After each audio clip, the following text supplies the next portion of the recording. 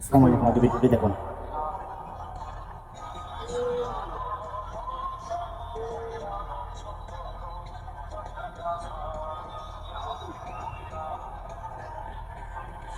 এই শহুরে বাচ্চারা আমাদের ভ্যাটে টাকায় চলে আর আমাদের মতো সাধারণ পাবলিকের উপর অত্যাচার করে। এখানে কোনো দল মল, এই দল বল কিছুই নেই। এখানে শিক্ষার্থীরা, সাধারণ শিক্ষার্থীরা আন্দোলন করছে কোঠার জন্য।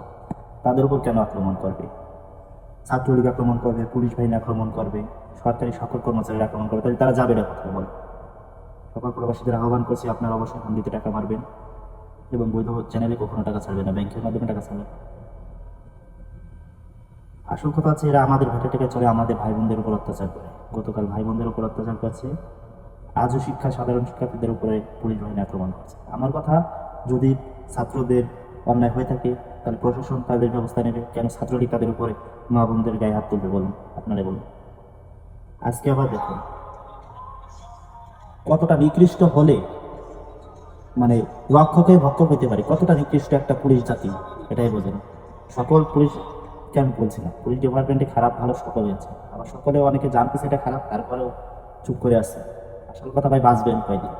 60 বছর বাঁচবেন, 70 বছর বাঁচবেন, 100 বছরই বাঁচবে, কিন্তু এমন জীবন গঠন করিয়েন না যে মারা গেলে মানুষ বলে শুধু যে আলহামদুলিল্লাহ।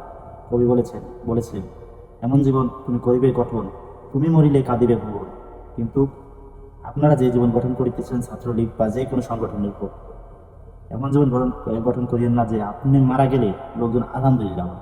অত্যন্ত দুঃখের সাথে মানুষ কতটা কষ্ট নিয়ে এই কথাটা বলে, যে মানুষটা বলে সে জানে।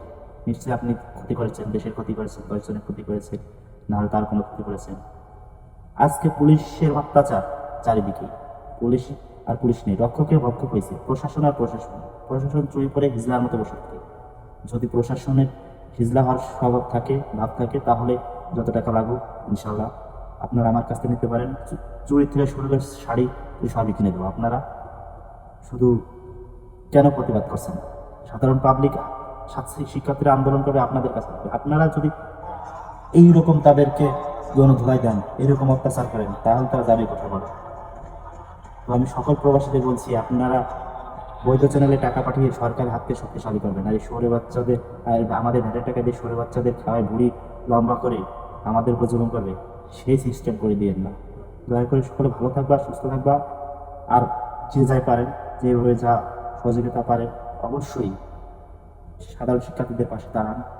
এবং দূরে আছেন, প্রবাসী আছেন, প্রবাস থেকেই যুদ্ধ করেন তাদের সাথে, কোনো ব্যাপার না, অনলাইনের মাধ্যমে যুদ্ধ করেন।